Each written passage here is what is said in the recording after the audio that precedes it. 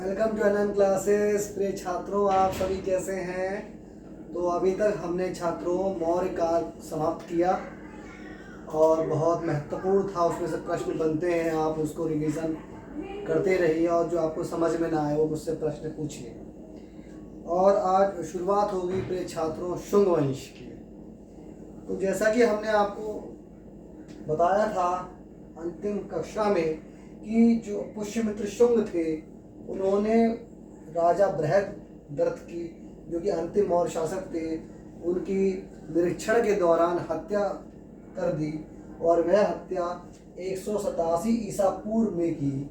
ठीक है प्रिय छात्रों, और मौर्य शासन का इसी से ही अंत हो गया। पुष्यमित्र शुंग पहले मौर्य सेना का प्रमुख कौन था? सेनापति था। कौन था प्रिय छात्रों? सेनापति था। ठीक है, और ऐसा उल्लिखित है कहाँ पर?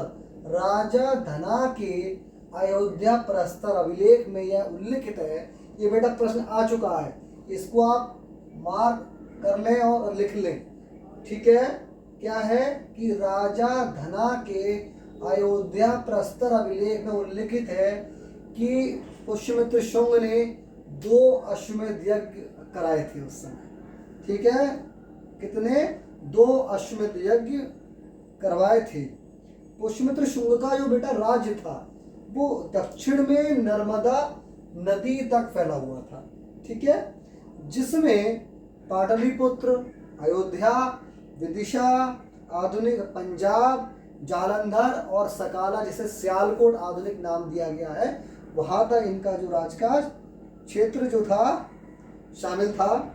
ठीक है, और एक कालिदास का नाटक है मालविकाग्नि मित्रम। बेटा ये बहुत पूछता है, मालविकाग्नि मित्रम नाटक जो है वो कालिदास के पुष्यमित्र शुंग और राजा यज्ञसेन। ये मालविकाग्नि मित्रम में क्या है कि जो पुष्यमित्र शुंग थे और राजा जो यज्ञसेन थे, जो कि विदर्भ के राजा थे।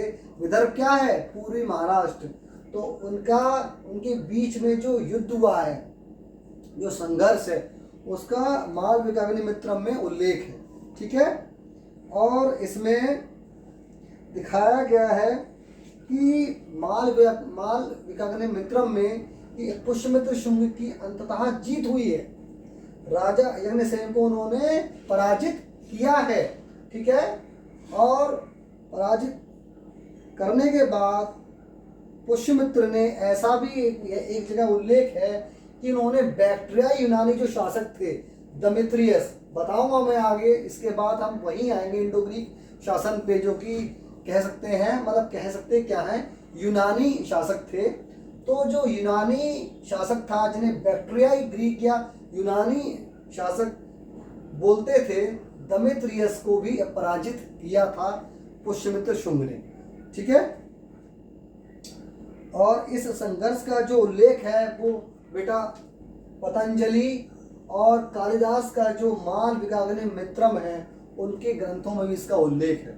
ठीक है, और है क्या वहाँ पे कि पतंजलि के जो कार्य है जो इन्होंने उसमें लिखा है, उसमें कुछ और भी ऐसा लिखा हुआ है। उसमें क्या था कि जिसने यवनों यानी पश्चिम के विदेशियों के अयोध्या और चित्तौड़ तक आने का उल्लेख किया है। दमित्रियस जो था वो चित्तौड़ तक पहुंच गया था। ठीक है, और साथ ही कालिदास के मालविकाग्नि मित्रम में क्या है, जो यवनों द्वारा पुष्यमित्र के अश्वमेध घोड़े को चुनौती देने की घटना का भी उल्लेख करता है। ठीक है, यवन का मतलब वही है बेटा यूनानी। ठीक है, जिसके परिणाम स्वरूप अग्निमित्र, जो कि शुंग वंश के दूसरे शासक थे, मतलब जो पुष्यमित्र के बाद जो आए दूसरे शासक, वो कौन थे? अग्निमित्र। अग्निमित्र के जो पुत्र हैं राजकुमार वासुमित्र और यवन सेना के बीच सैन्य मुठभेड़ हुई है, इसका भी उल्लेख उसमें है। किसमें? मालविकाग्नि मित्रम में है। ठीक है बेटा, प्रसिद्ध भाषा विज्ञानी पतंजलि जो थे, जिन्होंने क्या लिखा था? महाभाष्य। तो पतंजलि का जो मतलब महर्षि पतंजलि जो थे वो पुष्यमित्र शुंग के समकालीन थे। ठीक है बेटा। और एक बात इसमें और है कि जो दूसरा ग्रंथ है बौद्धों का दिव्य वदान, उसमें यह उल्लिखित है कि पुष्यमित्र शुंग बौद्धों के प्रति बड़ा क्रूर शासक था। ऐसा कहा जाता है कि इन्होंने एक स्टेटमेंट दिया था कि जो मुझे 100 बौद्धों के सर लेकर आएगा उसके लिए मैं 1000 बीघा के हिसाब से जो भी उसमें मात्रा रही हो जमीन दान में दे दूंगा मुफ्त में, और उस पर कोई कर भी नहीं लूंगा। तो ऐसा उल्लिखित है कि वो बौद्धों के प्रति बड़ा क्रूर था, और उसमें दिव्य वदान में ऐसा लिखा हुआ है कि वो है बौद्धों से बड़ा घृणा मानता था। ठीक है। फिर अगले शासक हैं प्रिय छात्रों अग्निमित्र। ठीक है। ये कौन है भाई? कालिदास की जो नाटक है मालविकाग्निमित्रम उसकी नायक हैं अग्निमित्र। ठीक है। और इस नाटक में उन्हें विदिशा के जो वायसराय के रूप में दिखाया गया। विदिशा का जो वायसराय था वो अग्निमित्र थे। ठीक है। फिर इसके बाद है भागभद्र या भागवत। तो बेटा ये संभवतः 5वें राजा थे भागभद्र या भागवत। ठीक है। तो 5वां राजा अकाशी पुत्र भागभद्र, देखो ये मैंने लिखा है राजा अकाशी पुत्र भागभद्र, या 9वां भागवत। ठीक है। 9वां राजा भागवत, जैसा कि हेलियोडोरस, बेटा ये बहुत इंपॉर्टेंट है ये हेलियोडोरस, जैसा हेलियोडोरस के बेसनगर स्तंभ अभिलेख में, हेलियोडोरस का जो बेसनगर स्तंभ अभिलेख है ये बेटा पूछ चुका है। बेसनगर स्तंभ अभिलेख जो कि अमत लाकिता या अति आल किदा या अमत लातिका, जो कि एक इंडो यूनानी शासक थे, उनका ये राजदूत था। कौन? हेलियोडोरस। ठीक है। हेलियोडोरस जो थे बेटा, इन दोनों में से कोई एक नाम आ सकता है। ये राजा का नाम है, बड़ा उल्टा सीधा थोड़ा ऐसा नाम है, अमद लाकिता या अति आल किदा। तो इनके एक राजदूत थे, उनका नाम था हेलियोडोरस। ठीक है। जो कि शुंग वंश में या शुंगों के राज दरबार में रहे थे। ठीक है। उन्होंने क्या कहा है? उन्होंने इस बेसनगर स्तंभ अभिलेख में यह उल्लेख किया है कि वह स्वयं भागवत अर्थात भगवान कृष्ण और गरुड़ जो कि विष्णु जी का वाहन है कि पुजारी हैं, उनके भक्त हैं, और इसलिए उन्होंने इस बेसनगर जो स्तंभ अभिलेख है वो भगवान कृष्ण के लिए एक तरीके से समर्पित किया है, और बेसनगर स्तंभ अभिलेख इसलिए उन्होंने बनवाया था। किसने? हेलियोडोरस ने। बेटा ये पूछ चुका, ये बहुत ही महत्वपूर्ण है। ठीक है। इसके बाद है इनके जो राजा अशोक वंश के, वह है देवभूति या देवभूमि। इन दोनों में से कोई एक नाम आ सकता है, देवभूति या देवभूमि। ठीक है। तो ये कौन थे? ये शुंग वंश के अंतिम शासक थे, जो कि इनका उल्लेख जो है वो हर्षचरित किसने लिखी है? यह प्रश्न है आज का, एक आज का प्रश्न है। हर्षचरित के लेखक कौन थे? रचनाकार कौन थे? इसका उत्तर आपको कमेंट सेक्शन में हमारे चैनल है NM क्लासेस में देना है आज। ठीक है। अब बेटा कोई तो कम से कम इस प्रश्न का उत्तर दे देना, मुझे आपसे उम्मीद है कि इसका उत्तर मुझे आज नहीं तो कल सुबह तक मिल जाएगा। ठीक है। तो क्या है? देवभूति जो बेटा थे वो हर्षचरित के अनुसार देवभूति या देवभूमि अपने ब्राह्मण मंत्री, क्या नाम था उनका? वासुदेव कर्ण के द्वारा मारे गए थे, जिन्होंने कर्ण वंश की भी नींव डाली थी, कर्ण वंश की भी स्थापना की थी। किसने? वासुदेव कर्ण ने। ठीक है। और वासुदेव कर्ण जो हैं वो ऋषि कर्ण के ये लोग वंशज माने जाते हैं। ठीक है। और पाटलिपुत्र से इन्होंने शासन किया था। किसने? कर्ण लोगों ने या वासुदेव कर्ण ने। और ये शुंगों के सेवक थे, जिन्हें कहते हैं शुंग भृत्यों या शुंगों के सेवक थे ये पहले। और वासुदेव कर्ण ने 30 ईसा पूर्व में मित्रों के लिए एक रास्ता बनाया था, जिन्हें आखिरकार शकों ने या सीथियनों ने मगध से उखाड़ फेंका। ठीक है। और अंतिम कर्ण शासक जो थे प्रिय छात्रों, वो सातवाहन जो वंश था, वहाँ के जो राजा थे सिमुक, उसके जो उत्तराधिकारी रहे, उन्होंने वासुदेव कर्ण को मार दिया है। वो सॉरी, जो अंतिम शासक थे कर्ण वंश के सुशर्मन। ठीक है। कर्ण वंश के जो अंतिम शासक थे सुशर्मन, उनकी हत्या जो हुई है वह सातवाहनों के जो उत्तराधिकारी थे सिमुक, उनकी जो बाद में शासक आए हैं, जो राजा आए हैं, उन्होंने सुशर्मन की हत्या कर दी है। ठीक है बेटा। तो इसके मतलब इसके बाद से ही कर्ण वंश का भी विनाश हो गया और कर्ण वंश समाप्त हो गया। ठीक है। तो इसके साथ ही जो हमारा जो शुंग वंश है वह समाप्त होता है। ठीक है। और शुंग वंश में ऐसा कहा जाता है कि मनुस्मृति की रचना जो हुई है वो शुंग वंश के समय हुई है। ठीक है। तो अब बात करते हैं प्रिय छात्रों, अब जो इसके बाद जो आए वो कौन थे? इंडो ग्रीक या बैक्ट्रियाई ग्रीक। ठीक है।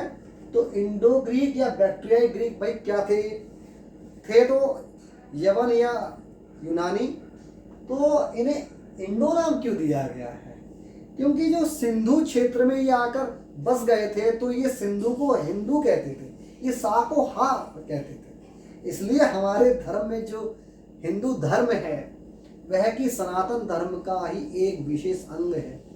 सनातन धर्मी है, उनकी जो संस्कृति थी वो सिंधु संस्कृति थी, और उन्होंने क्या कहा है? साकोहा। तो वो हिंदू संस्कृति का है, तो उन्होंने यहाँ का हिंद, सिंधु को वो हिंदू कहते थे। और अपने यूनानियों में उन्होंने नाम दिया है इंडस। तो इंडस के हिसाब से इंड आया, तो इंडो से क्या बना? इंडो। ठीक है। तो इंडो ग्रीक। बैक्ट्रिया ग्रीक क्यों नाम दिया भाई? बैक्ट्रिया जो क्षेत्र था बेटा, वो आधुनिक अफगानिस्तान का क्षेत्र था। जो अफगानिस्तान है उसे उस समय बैक्ट्रिया के नाम से संदर्भित करते थे। तो जो बैक्ट्रिया था वहां पर आके सिकंदर की जैसे मृत्यु हो गई है 323 ईसा पूर्व में, तो जो उनके बाद में जो राजा है या उसके उत्तराधिकारी थे, उन्होंने अफगानिस्तान बैक्ट्रिया पर ऑक्सस नदी के दक्षिण का जो क्षेत्र था, हिंदू कुश की जो पहाड़ियों के क्षेत्र थे, उनके हिंदू कुश पहाड़ियों के उत्तर पश्चिम के जो क्षेत्र थे, वहां पर उन्होंने एक शासन की स्थापना की, जिसे बैक्ट्रिया शासक या बैक्ट्रिया शासन के नाम से जाना गया। ठीक है। और ये जो राजा थे इंडो ग्रीक या बैक्ट्रिया ग्रीक, बेटा ये सेल्यूसिड साम्राज्य के थे। ये पूछ चुका है कि यूनानी जो शासक थे उनका साम्राज्य कौन सा था, वंशावली क्या थी? उनकी वंशावली जो थी वो सेल्यूसिड थी या सेल्यूसिड साम्राज्य था। ठीक है। तो इन्होंने डियोडोरस प्रथम जो थे वो बेटा बैक्ट्रिया शासक थे। इन्होंने एंटियोकस को पराजित किया और बैक्ट्रिया ग्रीक की स्थापना की। ठीक है। और ये स्थापना लगभग 200 ईसा पूर्व से लेकर पहली शताब्दी की ईस्वी के बीच के समय की है। तो इंडो ग्रीक बैक्ट्रिया ग्रीक पहले लोग थे जिन्होंने 200 ईसा पूर्व के आसपास भारत पे सबसे पहले आक्रमण किया था। अगर प्रश्न आए कि 200 ईसा पूर्व के आसपास ऐसे कौन से विदेशी थे जिन्होंने भारत पर सबसे पहले आक्रमण किया था, वह बेटा कौन थे? वह इंडो ग्रीक या यवन थे या यूनानी थे। इसका उत्तर यही होगा। ठीक है। उसके बाद क्या है कि इनकी वंशावली का जो इतिहास मिलता है वो उनके जो जारी किए गए सिक्के थे। इसमें बेटा एक बहुत ही इम्पोर्टेंट पॉइंट है कि ऐसा माना भी जाता है कि जो अयोध्या और पाटलिपुत्र तक जो इंडो ग्रीक थे वो बढ़ गए थे। मतलब वो पाटलिपुत्र अर्थात उत्तर भारत के क्षेत्र तक वह आ पहुंचे थे। ठीक है। और इंडो ग्रीक या बैक्ट्रिया ग्रीक या यवन या यूनानी, वह सबसे पहले ऐसे शासक थे जिन्होंने सोने के सिक्के जारी किए थे। ये प्रश्न आ चुका है, एक बार नहीं कई बार। और कोई सा भी एग्जाम का आप लास्ट ईयर के प्रीवियस ईयर के जो एग्जामिनेशन के जो पेपर हैं आप उन्हें उठा के देख लेना, चाहे वो वीडियो का हो, चाहे वो लेखपाल का हो, चाहे वो पीसीएस का हो, चाहे वो एसएससी का हो। उसमें बेटा ये प्रश्न कई बार आया है कि सोने के सिक्के जारी करने वाले पहले शासक कौन थे? वह थे यूनानी। कौन थे? यूनानी, या फिर बैक्ट्रियाई ग्रीक, या फिर इंडो ग्रीक। और एक प्रश्न इसमें और आता है कि सर्वाधिक संख्या में, या बड़ी हुई संख्या में, या भारी संख्या में सबसे ज्यादा सोने के सिक्के जो जारी किए हुए कौन थे? वह थे कुषाण। ठीक है, तो इसके बाद क्या है, इतने इन्होंने सोने के सिक्के जारी किए। सबसे पहले यूनानियों ने सिक्के बहुत जारी किए इन लोगों ने। इनकी जो वंशावली की जो हिस्ट्री मिलती है, जो इतिहास मिलता है, वो कुल 42, इनमें ऐसा कहा जाता है कि भारत में शासक हुए जिन्होंने राज्य किया, उसमें 42 में से 34 की जानकारी जो मिलती है वो इनके सिक्कों से प्राप्त होती है बेटा। तो जो चांदी, तांबे और गिलट भी एक सिक्के होते थे। कौन से? निकिल के जो सिक्के होते थे उन्हें गिलट का सिक्का बोलते थे। ठीक है, और इनके जो राजा थे बैक्ट्रिया के पहले यहाँ पर भारत में वह थे दमेत्रियस, जिनको पुष्यमित्र शुंग ने पराजित किया था। तो बैक्ट्रिया का राजा था जिसने लगभग 190 ईसा पूर्व, देखो मैंने सब कुछ जो जो महत्वपूर्ण बेटा वो इसमें लिख दिया। 190 ईसा पूर्व के आसपास इन्होंने भारत पर आक्रमण किया और इनका दमेत्रियस का पुष्यमित्र शुंग से युद्ध हुआ है। लेकिन दमेत्रियस पुष्यमित्र शुंग से वहां पर युद्ध में हार गए थे। लेकिन थोड़े समय के बाद जब उनके और युद्ध हुए, उनके जो शुंगों के और जो बाद में शासक हुए उनसे युद्ध हुए, तब वह उस युद्ध में जीत गए थे और उन्होंने हिंदू कुश के दक्षिणी बैक्ट्रिया क्षेत्र में, बैक्ट्रिया मतलब हिंदू कुश के दक्षिणी क्षेत्र में अपना शासन स्थापित किया, जिसे बैक्ट्रिया शासक या बैक्ट्रिया शासन के नाम से जाना जाता था या जाना जाता है हमारे आज के हिस्ट्री में। ठीक है, तो इसके बाद जो आए बेटा वो थे मिनेंद्र या मिलिंद। तो प्रिय छात्रों, इनका जो शासन रहा वो 165 ईसा पूर्व से लेके 145 ईसा पूर्व तक इनका शासन रहा। किनका? मिलिंद का या मनेंद्र का या मिनेंद्र का या मिनांडर भी इनका नाम आता है कहीं कहीं, मिनांडर। ठीक है, तो इनका जो बेटा शासन रहा था वो 20 साल रहा, 165 ईसा पूर्व से लेके 145 ईसा पूर्व तक। और ये कहे जाते हैं कि ये बैक्ट्रियाई शासकों में सबसे प्रसिद्ध शासक रहे और सबसे शक्तिशाली शासक रहे थे। ठीक है, इंडो ग्रीक शासकों में। और इनके शासन में गांधार का जो क्षेत्र था वह भी शामिल हो गया था। और इनकी जो राजधानी थी प्रिय छात्रों, वह सकाला, जो आधुनिक सियालकोट, जो कहाँ पर है इस समय? पंजाब में है। तो बेटा पंजाब में जो सियालकोट है, जिसे उस समय सकाला के नाम से जाना जाता था, वह उनकी क्या थी? राजधानी थी। इन्होंने गंगा यमुना द्वाब क्षेत्र पर भी शासन भी अपना स्थापित किया, लेकिन कुछ ज़्यादा समय तक उनका शासन गंगा यमुना द्वाब क्षेत्र पर नहीं रहा। ऐसा कहा जाता है कि जो बौद्ध एक विद्वान थे, सन्यासी थे, नागसेन, ये बेटा प्रश्न पूछ चुका है और ये केबीसी का 50 लाख का प्रश्न था। पिछले बार के एपिसोड्स आप उठाए कभी यूट्यूब पे देखना।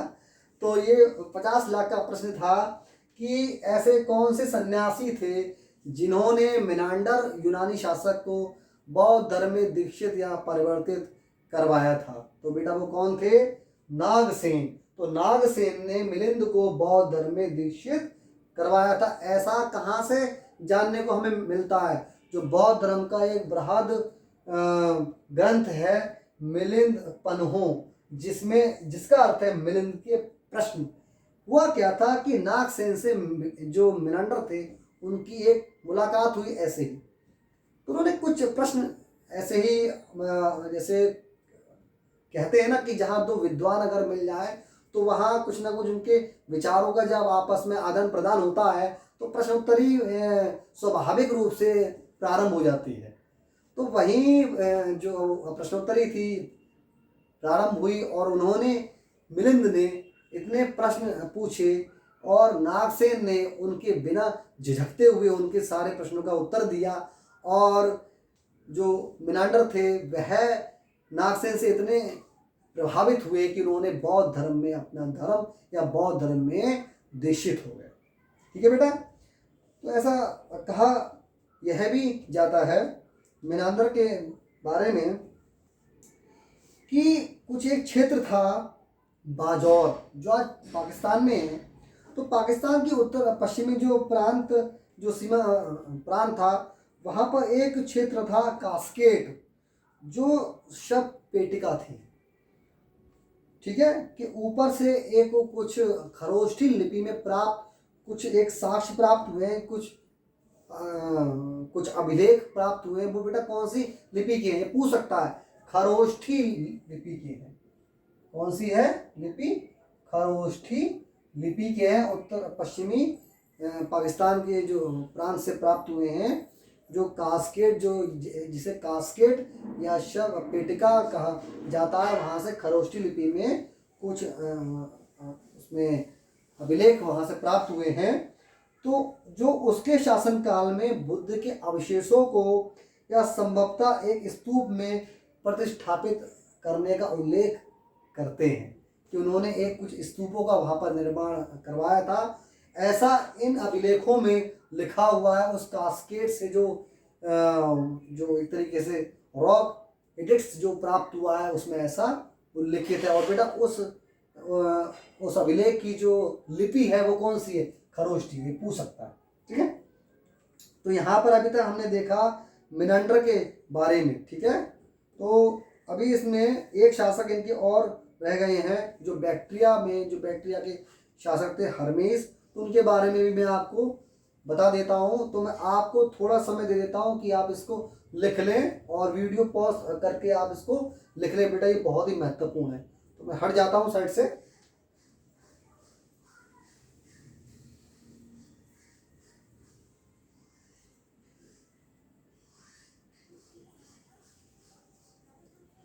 काफ़ी इतना समय वीडियो पॉज करके आपको लिखने के लिए।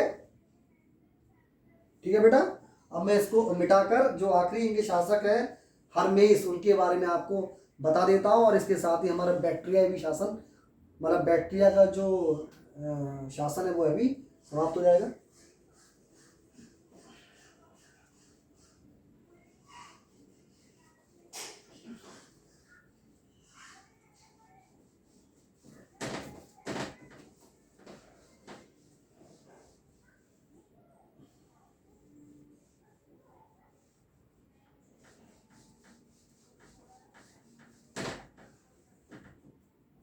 तो बेटा इसके जो आखिरी शासक थे हर्मेस।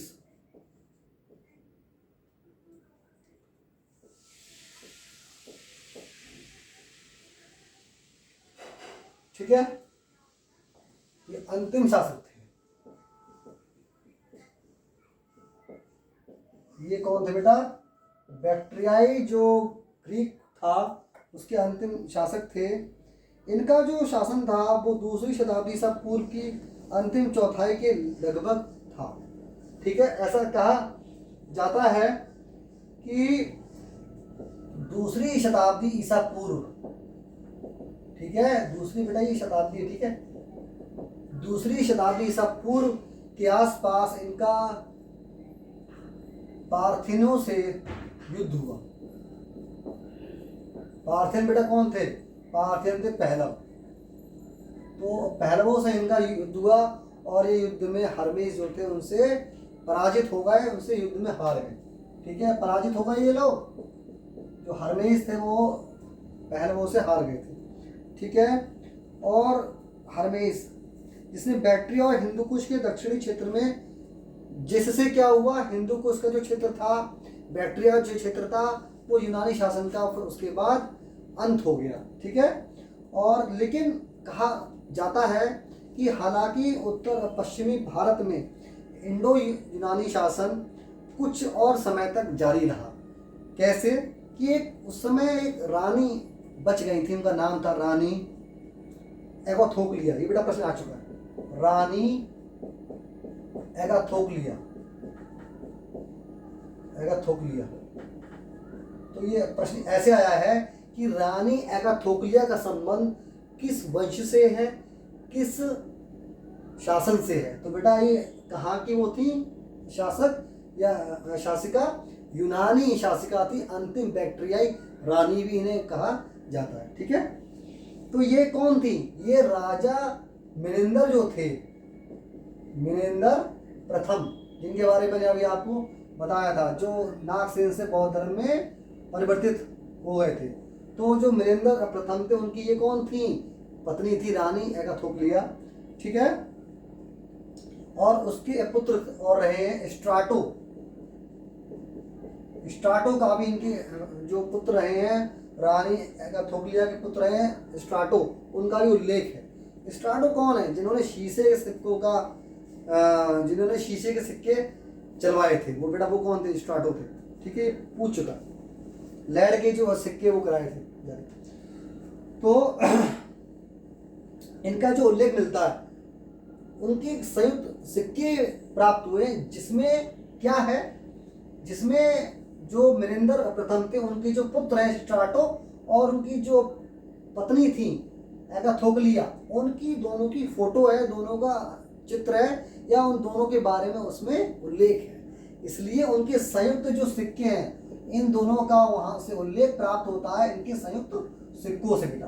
ठीक है, रानी एगाथोक्लिया और उनके पुत्र स्ट्राटो का। ठीक है, और समय के साथ ही उत्तर पश्चिम गांधार का यह क्षेत्र भी पार्थिनियों और सीथनियों से घिर गया, या पार्थिनियों और अंत में आके जब जो ग्रीक लोग थे, यूनानी लोग थे, जब उनका शासन बेटा समाप्त हो गया, बिल्कुल वो युद्ध में हार गए, सब कुछ अपना हार बैठे, तब पार्थियन मतलब पहला या और उसके बाद सीथियन पहले, लेकिन बेटा कौन आए थे, सीथियन आए थे, मतलब शक पहले आए। सबसे पहले कौन आए हैं, मैं क्रम आपको बोल देता हूं, यूनानी या इन्हें ग्रीक कहो, बैक्ट्रिया ग्रीक कहो, इंडो ग्रीक कहो, एक ही बात है। उसके बाद बेटा कौन आए, सीथियन, ये भी क्रम आ चुका है, एग्जाम में इंपॉर्टेंट है ये, यूनानी, सीथियन या शक कह लो ने, उसके बाद पार्थियन, ठीक है, या पहला, ठीक है, और उसके बाद अंत में कौन आए, कुषाण। ठीक है बेटा, ये क्रम है, सबसे पहले यूनानी, फिर सीथियन, पार्थियन और अंत में कुषाण। ठीक है, जो उसके कुषाण वंश के एक प्रसिद्ध राजा भी हुए हैं, कौन है, कनिष्क। ठीक है, तो इसके हिसाब से फिर वहां पर यूनानियों का जो राजकाज था वो छिन गया, और वहां पर जो पार्थियन और जो सीथियन लोग थे उनका शासन आ गया, और उन्होंने वह क्षेत्र भी घेर लिया। और उनके राज्य का जो अंतिम जो हिस्सा था वो झेलम के पूर्व का क्षेत्र था बेटा, झेलम के पूर्व का जो क्षेत्र था, झेलम नदी के जो पूर्व का क्षेत्र था, ठीक है, वह वहां के जो क्षत्रप थे, सामंत थे, शासक, उनका नाम था राजूगुला, राजूगुला, वह उनके सुपुर्द हो। ठीक है, तो इसके साथ ही बेटा बैक्ट्रियाई शासन और राजशुंग वंश मैंने आपको पढ़ाया, और इसके बारे में कोई प्रश्न हो आप गूगल पे या कहीं जो लास्ट ईयर के प्रैक्टिस सेट है या लास्ट ईयर के जो पेपर्स आए हैं उनमें आप देखना, और उसमें कहीं डाउट हो मुझसे आप पूछना। मेरा चैनल एक तो यही है एनएम क्लासेस, और जो मेरा जो इंस्टाग्राम उस पर जो मेरी आईडी है आप उस पर भी पूछ सकते हैं। ठीक है, और देखते रहिए मेरे चैनल को और फीडबैक वगैरह देते रहिए। कुछ आपको कोई भी डाउट हो पूछिए बेझिझक बिल्कुल, और मेरे चैनल को सब्सक्राइब कराइए, ज़्यादा से ज़्यादा शेयर कीजिए और कमेंट दीजिए और लाइक भी कीजिए और पढ़ते रहिए बेटा।